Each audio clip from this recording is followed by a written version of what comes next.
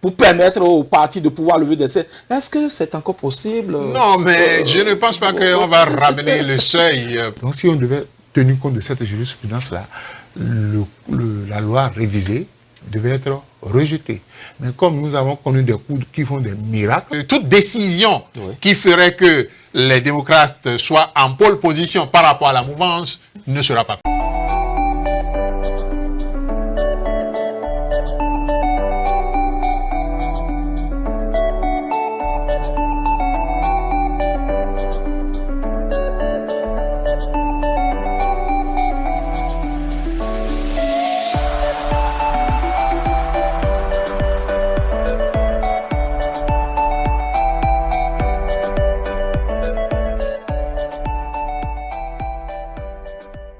Lorsque le tambour africain parle, il raconte les histoires de générations passées. Il éveille l'esprit et il unit les communautés dans une puissante célébration de la vie. C'est sur cette citation de Myriam Makeba que je vous dis bonjour. Mesdames et messieurs, bienvenue sur votre émission Free Speech de ce mardi 2 décembre 2025. En lieu et place de la promotion culturelle que nous faisons habituellement à travers les clips, nous allons rendre hommage à une icône de notre vie politique au Bénin. Il a célébré le samedi dernier une bougie de plus. De qui s'agit-il? Suivons cet élément concocté par la régie. On revient juste après ceci. Donc, tout le monde, après moi. 5, 4, 3, je peux continuer? 2, 1, 0, Monsieur le Président. Allez, tout le monde, on chante. Monsieur le Président. Allez, encore. Allez-y. Je vais vous entendre chanter. Allez, tout le monde. Oui. Et voilà, nous sommes de retour en studio et c'est notre façon à nous autres de célébrer cette icône de la vie politique de notre pays à l'image de Desmond Tutu, de Thomas Sankara, de Nelson Mandela et autres qui ont marqué la vie politique du continent mais aussi de leur pays respectifs. Alphonse Moïse Soudé, lorsque vous regardez le patriarche encore en train de tenir le couteau pour couper le gâteau. On dit déjà merci à Don Clamabalo. C'est sur sa page Facebook que nous avions pu récupérer cette vidéo-là. Et on a voulu rendre hommage quand même à celui-là de son vivant. Et voilà. Qu'est-ce que ça vous fait lorsque vous voyez cette vidéo? Mais quand je vois le patriarche, ça me fait penser à l'expression qu'on a utilisée quand il a assez de pouvoir, les 12 travaux d'Hercule. Les 12 travaux d'Hercule, quel que soit ce qu'on dira de ce monsieur, il a amorcé après l'étape de la révolution, l'amène de la conférence nationale, et s'est sacrifié pour son pays au-delà de tout ce qu'on peut lui reprocher. Il a fait l'essentiel. Et voilà un monsieur, quand il a assez de pouvoir, il a donné le goût de la lecture aux jeunes. Nous qui étions jeunes à cette époque-là, qui faisions les séries littéraires, c'est lui qui a beaucoup plus parlé de Aimé Césaire, ce qui nous a donné envie d'aller découvrir qui est Aimé Césaire. Donc, il a quand même révolutionné un peu les mentalités. On lui doit. Si aujourd'hui on parle de développement, on ne peut pas citer ceux qui ont participé au développement du Bénin sans citer le nom de Nicéphore Soglo. Je lui souhaite joyeux anniversaire, que Dieu lui accorde la santé. Et il a continué quand même à apporter sa pierre à l'édification, même si aujourd'hui, dans ses prises de position, certaines personnes lui jettent la pierre. Tout compte fait, il a marqué l'histoire de notre pays. Merci Alphonse Moïse Soudé. Nous avions sur ce plateau un invité, lui c'est Laurent Zoumaï, le président de la plateforme Jeunesse Wadaï. Il va tout à l'heure nous dire pourquoi il est sur ce plateau. Mais avant, Laurent Zoumaï, bonjour. Bonjour. Acteur politique. Merci, oui. C'est bien cela. Avant qu'on en arrive à ce pourquoi vous êtes sur ce plateau, lorsque vous regardez cette vidéo, est-ce que ça vous donne pas la chair de poule pour tout ce que cet homme-là a fait? On ne célèbre pas souvent nos icônes. Hein. Il y a le patriarche Amosou Bruno qui est là, il y a le patriarche Adrien Humbedji. On en a encore qui sont là et qui ont écrit l'histoire de ce pays. Et donc, sur Speedline TV, nous avions décidé de célébrer ces icônes désormais sur nos plateaux, tout en célébrant aussi les acteurs culturels, c'est-à-dire les artistes de notre pays. Dites-nous, qu'est-ce que ça vous fait lorsque vous regardez cette vidéo-là? Merci. Il faut avouer que lorsque vous êtes en vie et que vous voyez de vos grands-parents et encore en forme, sur pied, à cet âge-là, et vraiment il faut lui rendre grâce et rendre grâce à Dieu également. Et je pense que il faut Dieu donner Soglo. Et pour nous jeunes d'aujourd'hui, un grand-père, un pépé. Et donc, pépé vraiment. nous ne pouvons que lui souhaiter Happy Birthday. Et voilà, vous avez compris. Et tout à l'heure, le docteur Paul-Marie Ouessou aussi sera sur ce plateau. On ne va pas s'empêcher de lui demander qu'est-ce qu'il pense de cette vidéo. Il est déjà là, en pole position. Le temps que nous recevons notre invité, Laurent Zoumaï, vous êtes ici sur ce plateau pour nous parler d'un événement qui aura lieu le 6 décembre prochain. Alors, de quoi s'agit-il? Merci beaucoup, chers journalistes et chers grands frères. Et le 6 décembre prochain... Ah, vous n'avez pas salué le professeur? Quand je dis cher... Alphonse Moïsoudé et le docteur Paul-Marie Ouessou, qui va nous rejoindre tout à l'heure. Voilà. Merci beaucoup. Et donc, le 6 décembre prochain, et Jeunesse Ouadani que nous présidons, et faire sa sortie officielle en vue donc d'officialiser les plus d'une centaine donc, de mouvements qui se sont fédérés. Une centaine, hein? Oui, nous sommes aujourd'hui à 153 environ. Et nous sommes fédérés, on est sur la plateforme, on travaille ensemble. Et cette plateforme a été créée parce que nous ne voudrions pas que les mouvements qui se créent de gauche à droite aillent dans tous les sens pour que l'élection de notre candidat, Romuald Ouadani, n'ait pas un sens. Nous voudrions véritablement donner un sens à son élection, un sens jeune en réalité, pour que nos aînés, aussi de loin, puissent nous accompagner à réussir sa mission. Oui, quelle est la particularité de ce regroupement-là? Est-ce que c'est un regroupement qui va s'éteindre après l'élection du candidat Ouadani ou bien c'est un regroupement qui va accompagner le candidat dans la gestion du pouvoir? Absolument. Il faut avouer que depuis 2017, ce dispositif existait et qui travaillait avec lui, pas en sourdine, parce que par moment, à travers CCJ d'abord, bon voilà, et le cadre de concertation des jeunes. Aujourd'hui, nous avons élargi cela, et on a permis quand même à d'autres mouvements de jeunes de se joindre à nous pour que nous puissions faire le combat ensemble. Et donc, on ne peut pas vouloir quelque chose et que Dieu nous la donne et qu'avec le temps qu'on lâche. On ne peut pas lâcher Romuald, on est obligé de travailler avec lui, on est obligé de l'assister dans l'accomplissement de sa mission républicaine. Oui, mais quelle assurance vous donnez aux jeunes qui vont vous accompagner?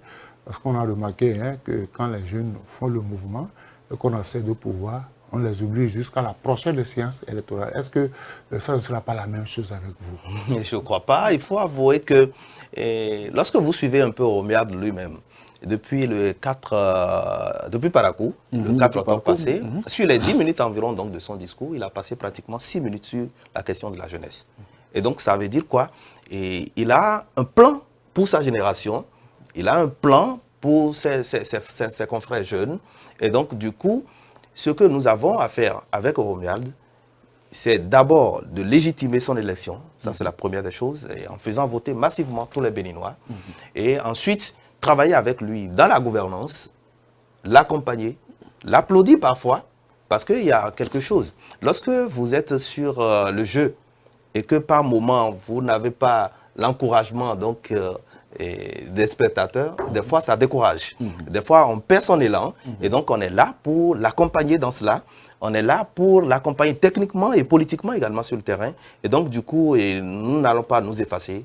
On sera avec lui jusqu'à la fin. Mais parfois aussi, le joueur est hué pour qu'on puisse lui donner un peu plus d'allant à aller devant. Est-ce qu'il sera critiqué? Naturellement. Est-ce qu'il y a une possibilité que votre mouvement puisse critiquer entre-temps les actions de... Oui, on fera de l'autocritique, il n'y a rien à faire. On fera de l'autocritique dans la forme qui lui permettrait quand même de dire, ah là, je suis en train d'aller, c'est pas bon, et mes jeunes ou mes frères sont en train de me dire, ah, il faut me retourner, il faut recentrer la balle, pour que vraiment, puisque au fait, nous, on est plus à la base. On est plus à la base et on sent plus les difficultés de nos parents. Et donc, on connaît à peu près ce qu'il faut aux Béninois aujourd'hui pour que la tension baisse. Mais est-ce que vous ne croyez pas qu'une fois le ministre Ouadani est au pouvoir, on ne va pas continuer dans la politique des collaborateurs extérieurs au détriment des compétences nationales. Parce qu'au niveau des jeunes que vous êtes, il y a des compétences. Mais on a remarqué que ces 10 dernières années, on a laissé les compétences locales. Et on a fait appel à des gens qui sont à l'extérieur. Pourtant, on pouvait recruter les compétences sur le territoire. Quels moyens vous avez pour éviter ça? Nous pensons que cette affaire donc, de collaborateurs extérieurs, il en manque nulle part. Même aux États-Unis, les gens travaillent avec des Béninois. En France, il y a des Béninois qui travaillent. Et donc, le Bénin aussi a besoin quand même de l'expertise extérieure. Cela ne veut pas dire que nous encourageons ce qui est fait pendant les 10 années. Le désert de compétences. Absolument, absolument. Cela ne dit qu'on l'encourage parce que nous, on est jeunes, on a besoin quand même d'extérioriser aussi nos talents au service donc, de la nation béninoise. C'est très important. Et donc, en son temps, on saura comment parler au monsieur, puisque nous sommes avec lui, il nous écoute, pour que cette question-là soit amoindrie un tout petit peu. D'accord. On vous espère encore un autre jour sur ce plateau pour qu'on puisse aller dans le fond même de votre engagement. Mais déjà pour le samedi prochain, dites-nous comment est-ce que ça va se passer, la mobilisation. Oui, merci. Et nous avons un dispositif qui travaille sérieusement. Et la mobilisation, nous avons environ 1500 leaders, qui sont invités. Et donc, sur la question de mobilisation, tout est déjà fin prêt. Et nous avons déjà reparti les mobilisations commune par commune, arrondissement par arrondissement, mouvement par mouvement. Et donc, du coup, et cette question-là, il n'y a pas de souci pour ça. Et ce qui a lieu, c'est l'organisation pratique qui est véritablement en cours déjà. L'activité aura lieu à l'hôtel Privilège, donc à Bomé-Calavi. Et ça commence réellement et rigoureusement à 9h. Ok, il n'y aura pas que la sortie officielle de la plateforme, mais il y aura aussi un autre événement. Oui, l'autre événement, c'est des formalités. C'est des formalités, c'est des choses qui sont déjà faites, mais il faut l'officialiser. Il faut l'officialiser au devant donc, de tout le monde. Et donc, il aura la remise donc, des attestations ou des attestations d'adhésion qu'on va remettre à chaque mouvement fédéré. Et donc, voilà. Quelle sera la suite après l'événement de samedi? Oui, après l'événement de samedi, je pense qu'on va se donner un congé pour permettre à nos camarades candidats aux élections législatives et communales d'aller se faire élire et de revenir. Et puis après, le 15 janvier, la machine redémarre. Oui, mais quel est le lien qui existe entre ce mouvement-là et les partis politiques soutenant le candidat? Un lien. Nous pouvons nous dire déjà qu'en notre sein, nous avons des éléments partisans. Comme moi, je suis membre du bureau politique du Bloc républicain. Et donc, je suis au bureau national donc, du Bloc républicain. Mais ce que nous touchons aujourd'hui, à la date d'aujourd'hui, c'est les gens qui sont restés indécis pendant pratiquement la dernière décennie pour la chose politique. C'est des gens qui sont restés ou qui sont apolitiques. C'est pourquoi, en notre sein, il y a des ONG, il y a des associations et à but politique et qui travaillent avec nous parce qu'ils ont un penchant pour le candidat de façon spéciale. Et donc, nous travaillons plus avec ceux qui sont dans cette trempe-là ou dans ces catégories sociales. Nous sommes à la fin de cet entretien et on vous espère une autre fois, certainement sur ce plateau. Absolument. Vous avez certainement quelque chose à dire pour clore cet entretien. Oui, je voudrais dire à la jeunesse béninoise que nous avons le devoir de soutenir notre candidat. Romuald Wardani est le candidat donc, de sa génération. Il a demandé d'être le candidat de tout le peuple béninois. Et le peuple béninois a donc l'obligation de le soutenir, de lui permettre de démontrer au peuple béninois ce qu'il sait faire. Il l'a déjà démontré un tout petit peu, mais en étant dans le fauteuil du président de la République, il pourra donner le meilleur de lui-même, il pourra innover davantage, il pourra accomplir la mission républicaine pour assoupir un peu nos parents donc des difficultés que nous vivons à la date d'aujourd'hui ou que nos parents vivent à la date d'aujourd'hui et que surtout sa jeunesse, sa génération vive.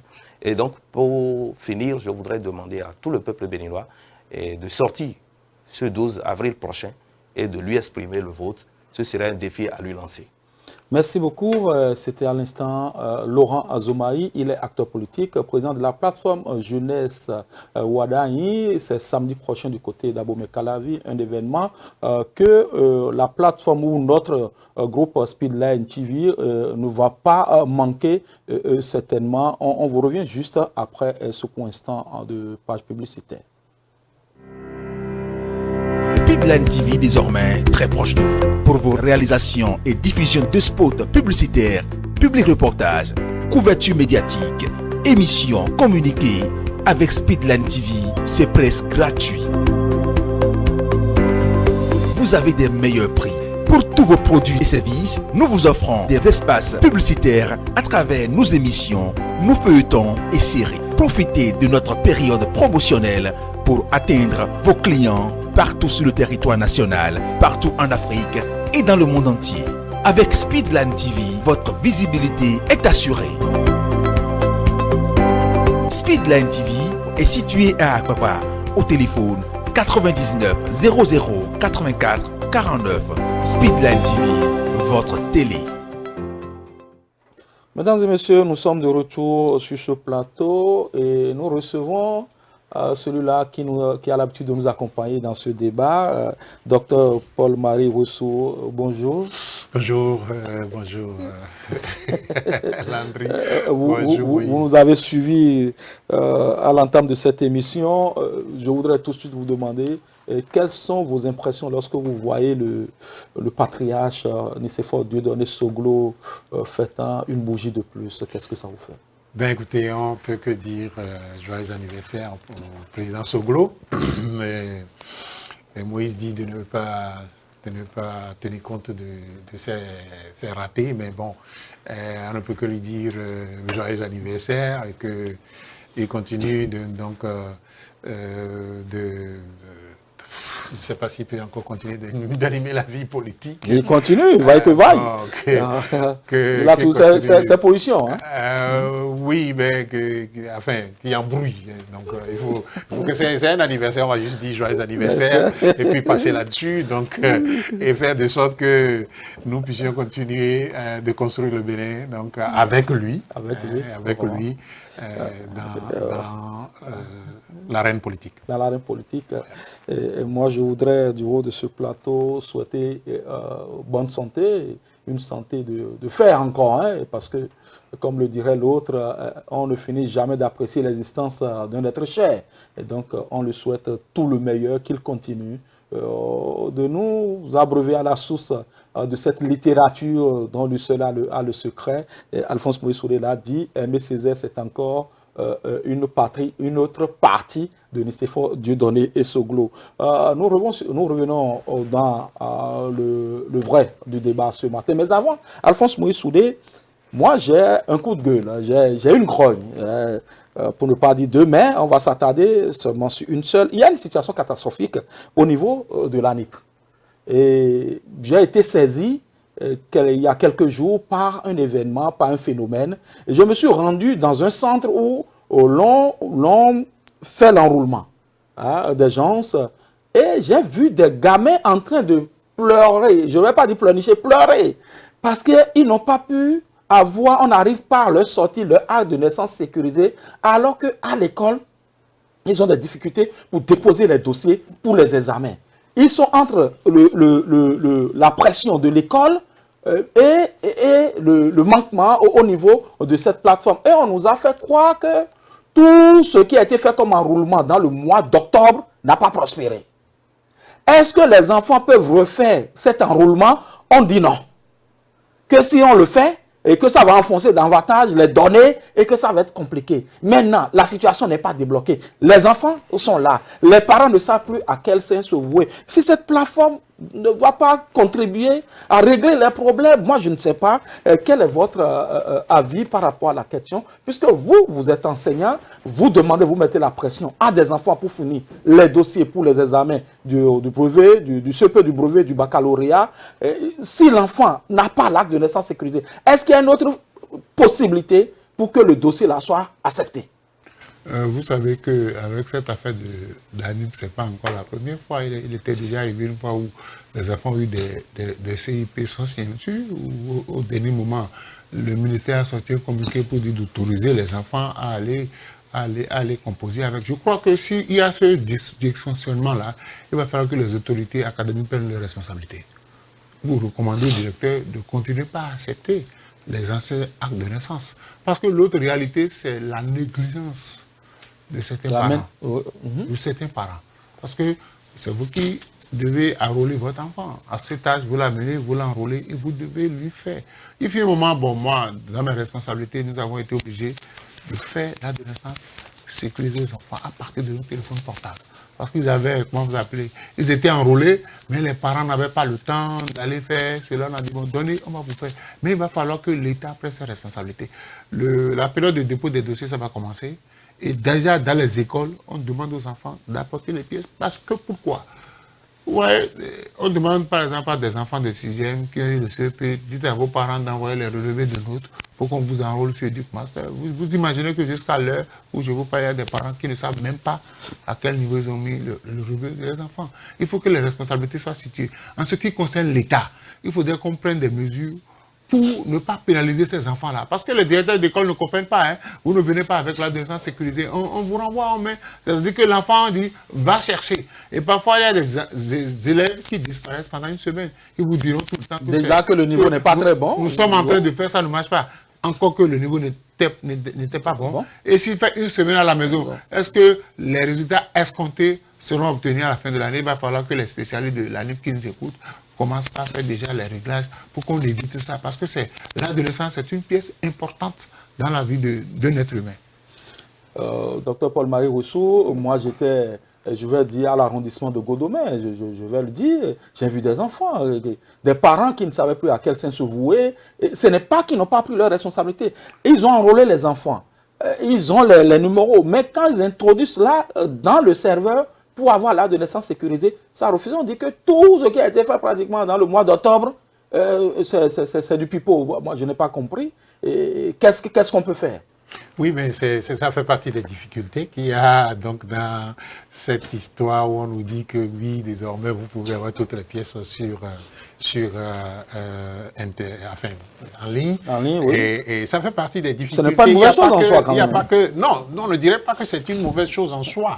Mais ça fait partie des difficultés. Il n'y a pas que à ce niveau qu'il y ait des difficultés. Voilà. Vous savez, pour payer les impôts, comme je le dis souvent, la dernière fois, vous payez l'impôt d'abord en ligne et pour qu'on vous reçoive et qu'on vous traite cela, ça prend du temps, un temps qu'on n'avait pas prévu et un temps qu'on ne passait pas lorsque la chose n'était pas en ligne.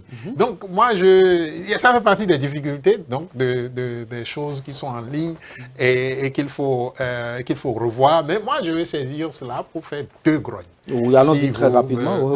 Parce que je veux rester à Nîmes là pour faire deux grognes. Ok, allons-y. La première grogne, c'est d'abord par rapport à l'acte de naissance dont on vient de parler. Moi, je prends mon acte de naissance.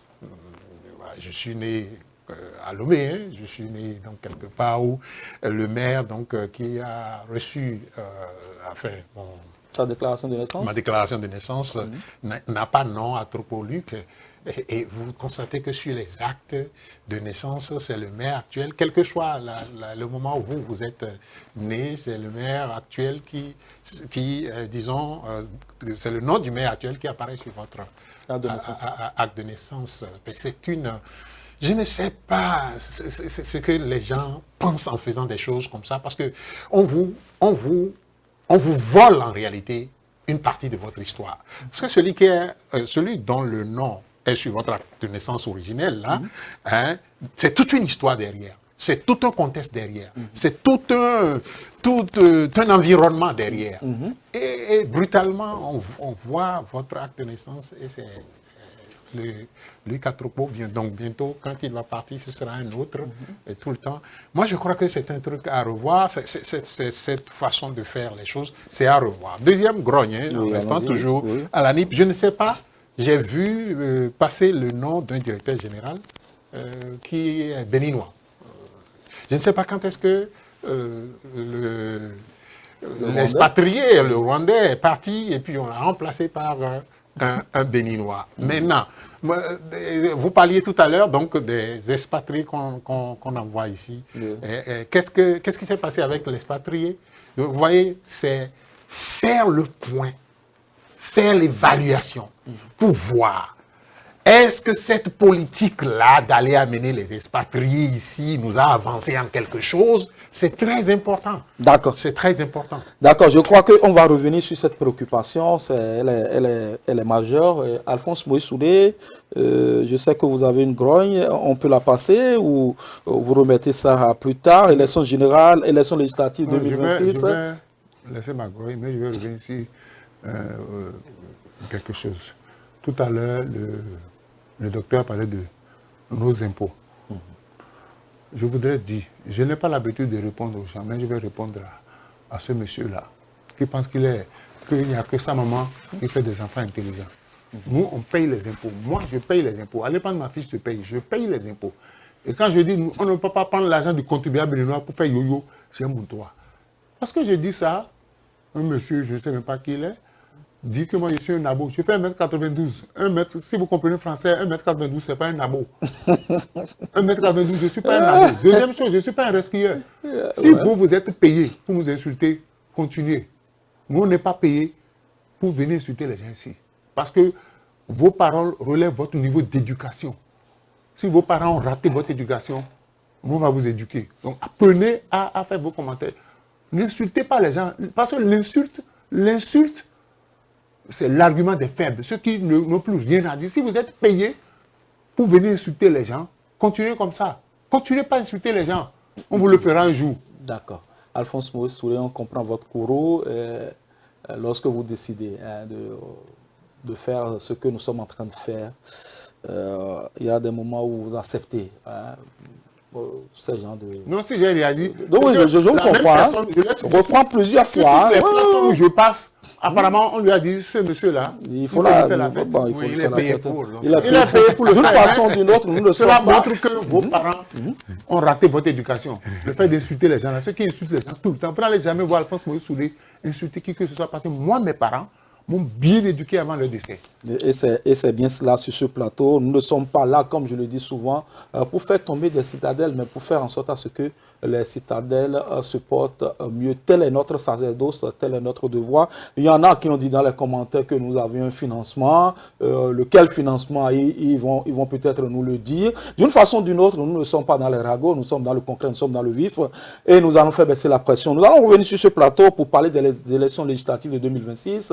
Les démocrates, enfin, dans le starting block, la Commission électorale nationale autonome a dit enfin ceux qui, ou les listes qui doivent désormais prendre part aux joutes législatives de 11 janvier et prochain 2026.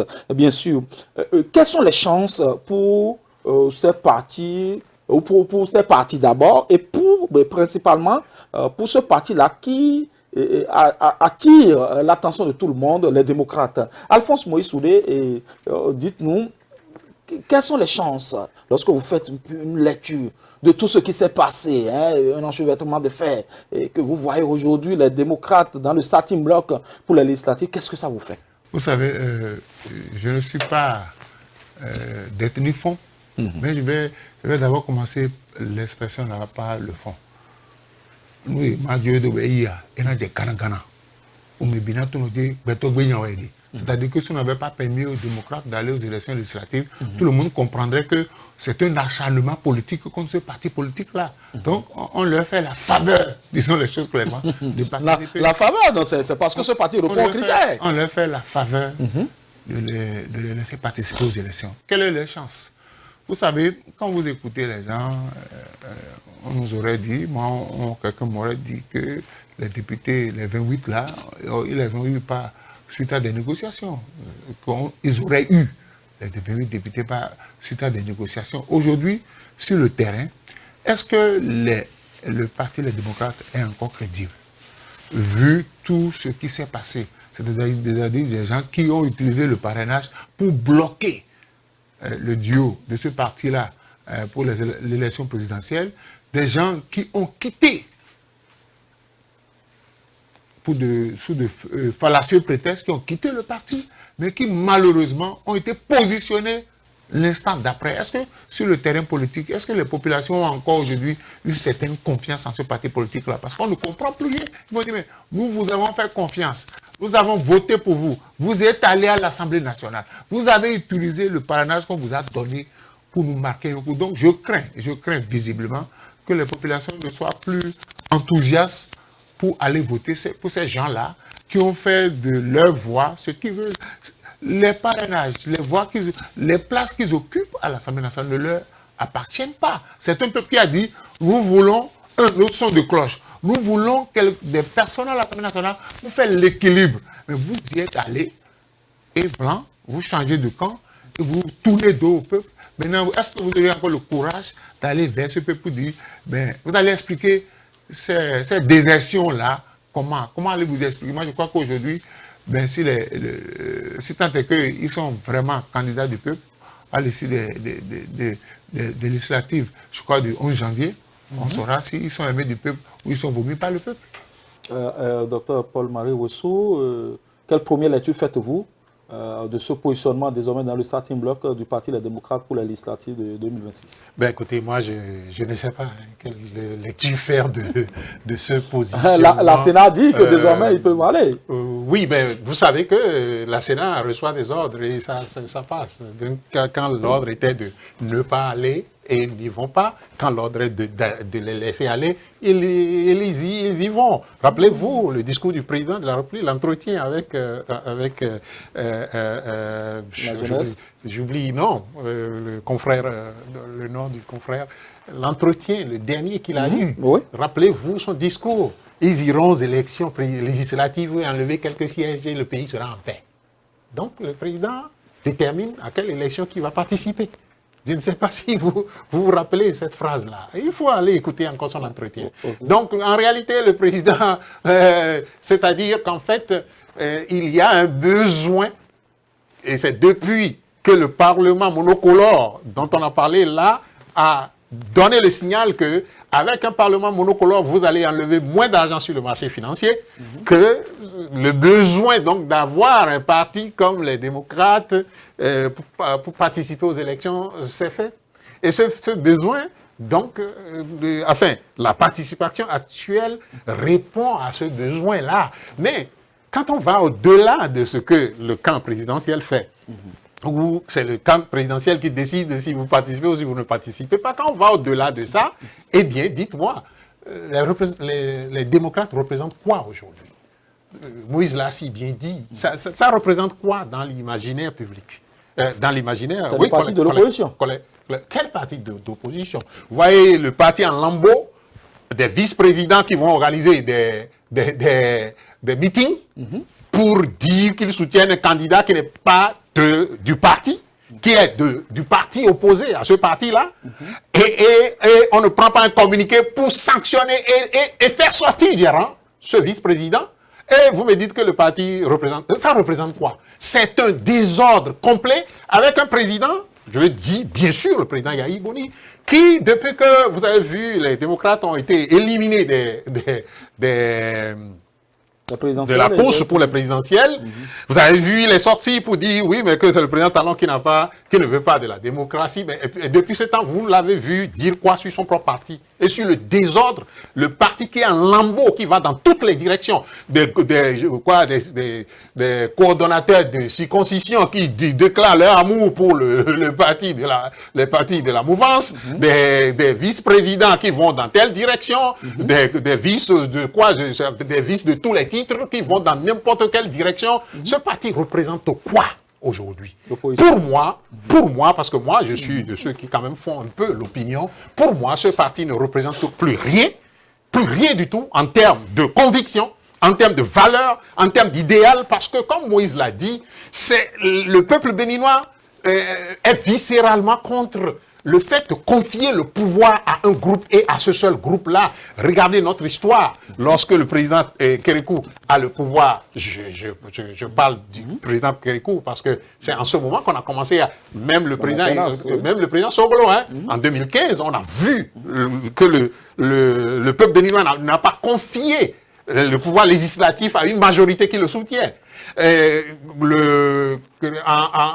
Quand Kérékou est venu au pouvoir, vous constatez, quand la décentralisation a eu lieu, que le peuple béninois n'a pas confié la mairie de Cotonou, n'a pas confié ça, a confié ça au président Soglo, qui était opposé au président Kérékou. Donc, et de tous les parlements que nous avons eus, c'est difficilement qu'on arrive à avoir un parlement qui a une majorité, qui est complètement du côté du président élu, sauf après 2016, où ce n'est plus des élections normales, je vais dire, pour être assez modeste dans les termes.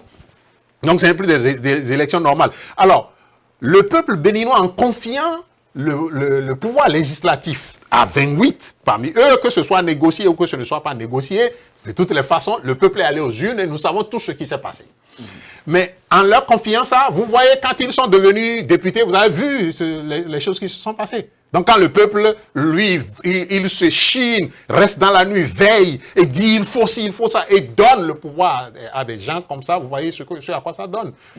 Donc moi, je ne sais pas ce qu'ils représentent. Et je ne sais pas, c'est-à-dire, à cette date-là, je ne sais pas ce que le parti, les démocrates représentent encore dans l'échiquier politique de notre pays, avec un leader qui est incapable de donner de la voix dans une situation où la troupe est en débandade totale, où chacun va dans sa direction, la direction qui lui plaît, et vous voulez que ça ressorte de là, donc nous, un espoir pour nous, pour dire le Parti démocrate va les représenter. Non, il court derrière ce qu'on peut dire, que comme quand vous êtes élu député, vous avez beaucoup de ressources, donc il court derrière ça. Mais en dehors de ça, nous, là, le peuple, là, s'ils étaient élus, ça représente quoi pour nous? Rien, parce que nous avons vu ça. Nous avons vu ça. Et ça, il faut pas avoir porté de gants pour parler de ces choses. Parce que c'est des mots de notre société, des mots de notre système politique. Et il faut le dire que c'est des mots. Et que chacun sache que tout le monde n'est pas là pour se taire, voir les uns les autres se comporter comme ils veulent. Mais que nous exigeons que les gens voient, que les gens se comportent de la façon dont il faut se comporter pour que nous puissions dire qu'ils nous représentent. D'accord. Voilà. Alphonse Moïse Soudé, est-ce que le parti Les Démocrates ne s'est pas fait prendre à son propre piège en se retrouvant aujourd'hui dans le starting block des législatives? Parce que lorsque vous lisez un peu les commentaires sur les réseaux sociaux, on a dit ce parti aurait pu refuser de participer aux législatives. Est-ce que c'était la bonne façon d'agir lorsque vous avez des tests qui sont là à côté, qui peuvent vous soustraire de l'arène politique? Vous savez, les chrétiens parleront de Capharnaüm, le lieu du désordre. Mais je vais vous dire une chose, quand on a retenu le parti Les Démocrates comme cheval partant pour les législatives, écoutez, il n'y a pas eu d'enthousiasme dans la ville, il n'en est pas eu. Personne ne s'est réjoui. Parce que j'ai dit, et je vais répéter, on va sanctionner les traites. On va sanctionner les traites. Et je vais vous dire, le président Patrice Talon a sanctionné les 7 traites qui ont bloqué la révision de la Constitution en 2024. On les a sanctionnés, contrairement à ce qu'on dit. On a choisi, c'est faux. Tous les traites de la mouvance ont été sanctionnés. Deuxième chose, vous avez vu les positionnements au niveau de la mouvance. Je sais que les gens vont quand même encore m'insulter, mais je vais dire ça. Le Parti des démocrates participera à sanctionner encore certains élus de la mouvance positionnés dans un certain nombre de circonscriptions électorales. Parce qu'en autorisant ces gens-là à être tête de liste là-bas, c'est que les démocrates sont forts là-bas, on va les sanctionner. Parce que c'est la période des sanctions. Et ceux qui ont quitté LD pour aller là-bas, je vais voir quel langage ils vont parler à leurs militants. Les militants aussi, ils vont les sanctionner en ne votant pas pour eux. Parce que si tu es deuxième sur une liste, il faut que le premier passe avant que tu ne viennes. Donc nous sommes dans l'étape des sanctions. C'est la saison des pièges que les gens ne maîtrisent pas. Parce que, j'ai toujours dit, les hommes politiques béninois, très peu font la politique à partir de leurs convictions. On fait la politique au gré de ses intérêts. On a vu. Écoutez, je n'ai rien contre le président Boni Yahi. Mais pourquoi c'est au moment du naufrage que lui, il estime qu'il faut aller il aille se soigner hors du pays. Mais il devait rester. Mais sa santé, quand même. Il devait rester là pour... Est-ce que la mort était déjà à sa porte? Il a abandonné le troupeau devant le loup. Et il est parti. Il a abandonné le troupeau devant le loup, il est parti. Et les louveteaux qui étaient dans le parti, où est-ce qu'ils sont aujourd'hui? Parce qu'au-delà de ce qu'on reprochera à la mouvance, que la mouvance a une main invisible dans ce qui se passe, mais c'était déjà interne. Les guerres fratricides, le régionalisme s'était développé à l'interne. Planisme, oui. On ne veut pas de Tantampillon parce que, écoutez, on a reproché à des gens d'être proches du président Patrice Talon. Il y a des gens qui sont contre le président Patrice Talon dans la journée, mais dans la nuit, tout le monde sait ce qui se passe. Mais aujourd'hui, on va encore les utiliser pour sanctionner les rebelles de la mouvance. Et à la face du monde, on n'a plus besoin d'un parlement monocolore. Et j'ai amené une réflexion hier avec un tonton, j'ai dit, quand je vous dis que le chef de l'État béninois est intelligent, les gens ne me prennent pas au sérieux. Regardez les législatives. Avant c'était les partis de la mouvance et FCBE qui avaient les maires. Oui. Et c'est les mêmes là qui vont pour les communales pour confirmer qu'ils auront encore des maires et qu'ils auront encore des qu'on appelle.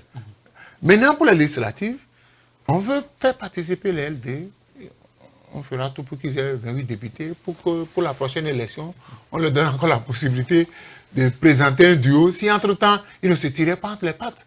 Parce que ça, là, on le fait, c'est une démocratie fardée. Ce n'est pas ce qui est réel. Et je dis, il est temps que les membres, ceux qui veulent continuer la politique au sein des LD, prennent leurs responsabilités. Tout le monde n'est pas coupable de ce qui se passe dans LD. Mais il y a des gens, pas mauvais leadership, pas mauvais management, ont conduit le parti à ce niveau-là. Au niveau des populations, ils ne peuvent même plus aller là-bas pour demander aux populations d'aller voter pour eux. Ils ne peuvent pas. Même si on a eu à changer des têtes de liste, on a mis d'autres personnes, c'est que le problème fondamental, c'est le parti. Ils ne sont plus prêts à accorder le suffrage des gens qui arrivaient une fois à l'Assemblée nationale. Regardez ce qui s'est passé pour le vote qu'on appelle, pour le vote de la Constitution. Oui. Personne ne sait, on s'auto-accuse.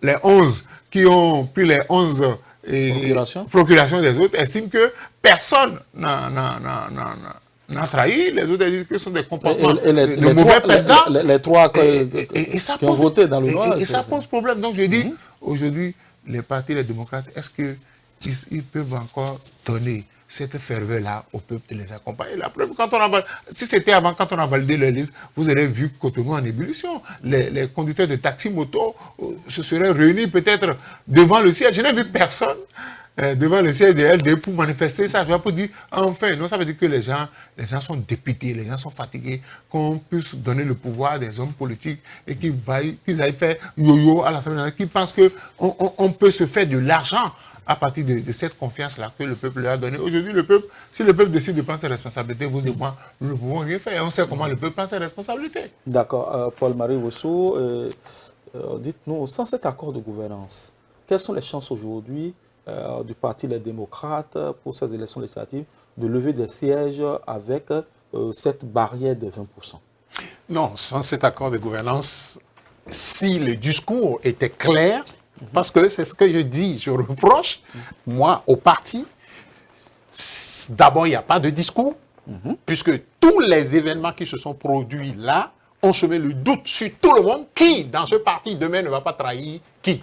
C'est ça la question qui se pose aujourd'hui à nous tous. Qui sera le prochain parti? Alors, donc, si le discours était clair, hein, je dis le discours clair, dès le départ, dès qu'on a eu les événements que nous avons eus, le leadership prend la parole, parle et fait cela, mais vous avez vu certains se défendre eux. Ah, moi, ce n'est pas moi qui ai fait ci, moi, je n'ai pas fait ça. Quel est ce parti-là? Franchement, moi, j'ai rien compris.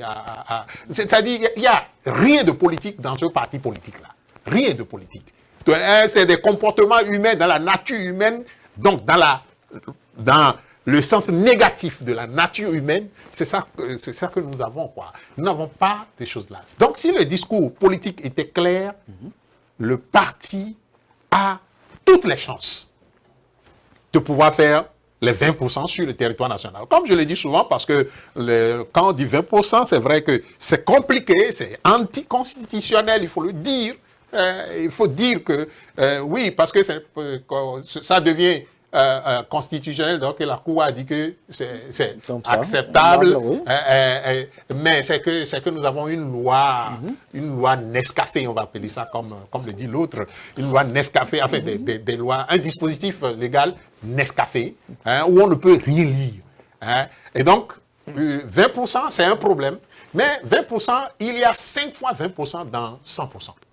Et dans chaque circonscription électorale, il y aura compétition de 5 places pour 20%. Ouais. Donc, c'est possible d'avoir les 20% si le discours était clair. Mais le discours n'est pas clair. Et même les comportements des dirigeants du parti. Regardez le deuxième vice-président. Vous voyez, meeting pour soutenir candidat, alors qu'on a une élection et c'est en compétition avec ces mêmes personnes. Mais c'est bizarre, c'est bizarre. Et donc, si le discours était clair, enlever 20% partout, c'est bon. Mais maintenant, moi, tout ce que je pense qu'ils peuvent faire, tout ce que je pense, parce que là, il faut quand même réfléchir dans tous les sens, tout ce que je pense qu'ils peuvent faire, c'est de bloquer les 20% pour la coalition dans 1 ou 2 circonscriptions électorales. Donc, on arrive à un niveau où on est dans l'impasse qui est prévue par, justement, la mouvance comme situation qui pouvait arriver sur la base de ce code-là. Oui. On est dans l'impasse et en ce moment, le discours du président de la République devient limpide, vous comprenez. Ils vont enlever quelques sièges et puis on aura la paix dans le pays. Voilà. Non, vous savez, vous savez ce qui va déterminer la suite, que ce soit la présidentielle, que ce soit les communales législatives, c'est la décision de la Cour constitutionnelle par la révision de la Constitution. Si pas extraordinaire, la Cour demande qu'on reprenne la révision, vous allez voir ce qui va se passer sur le plan politique. Il y a que, oui. Si la Cour demande qu'on reprenne, on saura maintenant les véritables traites. Parce qu'il y a une minorité de blocage. Ça veut dire que systématiquement, la Cour, ça veut dire que systématiquement tout est perdu. On va respecter le mandat de 5 ans. La deuxième possibilité, si la Cour constitutionnelle dit que c'est, comment vous appelez ça, l'État sans l'État est conforme on appelle, à la Constitution, on vous dira, ok, c'est bon. Personne n'aura 20% pour les législatives. Personne n'aura 20%. Ça, c'est mon analyse. Personne n'aura 20%. On accorde le bonus au Parlement qui est là, avec les traites qui systématiquement vont revenir dans LD. Parce que l'ancien texte n'a jamais dit que vous perdez votre siège. Et systématiquement, ils reviennent pour faire un bonus jusqu'à la prochaine élection. Et comme il n'y a pas d'élection isolée, que les élections sont générales et c'est une année électorale, du coup, les anciens maires, le président de la République, tout le monde conduit, on va choisir encore une autre année électorale. Ça fait le 7 là. Ça, c'est la jurisprudence. Mais ça fait non, si on accepte que c'est 7 ans et qu'au niveau des législatives, il n'y a pas eu, personne n'a pu obtenir les 20 ans, ils vont prolonger leur mandat pour s'allier désormais sur le mandat de 7, le chef d'État fera les 7 ans. Mais dans quelles conditions pourrait-on se retrouver dans le schéma, je ne me rappelle pas si c'est de 2019 ou 2021, ou je ne sais pas, où on a fait les élections municipales, je crois que ça doit être en 2020, oui, voilà, où on s'est retrouvé avec un corpus de tests de lois interprétatives et complétives. Dans quel schéma pourrait-on se retrouver là? Parce que là, si on sent que aucun parti, quel que soit l'accord de gouvernance, n'a pu lever des sièges à cause des 20%, est-ce qu'on ne peut pas se retrouver avec un test complétif, une loi complétive interprétative pour dire, bon, puisque aucun parti, dans un accord de gouvernance, dans un accord parlementaire, n'a pu lever le siège, maintenant, on ramène peut-être le seuil à 10%, à 5%, pour permettre aux partis de pouvoir lever des sièges. Est-ce que c'est encore possible? Non, mais je ne pense pas qu'on va ramener le seuil, parce que on ne va pas ramener le seuil, parce que...